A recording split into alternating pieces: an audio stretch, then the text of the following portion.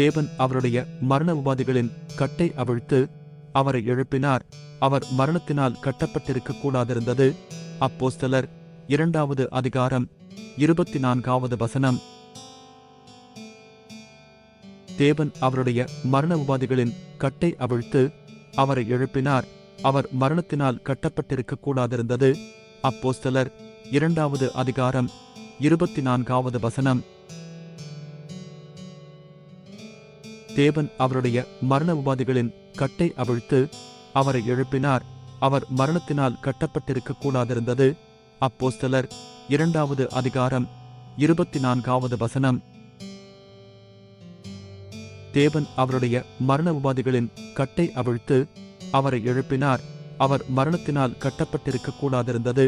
அப்போஸ்தலர் 2 அதிகாரம் 24வது வசனம்.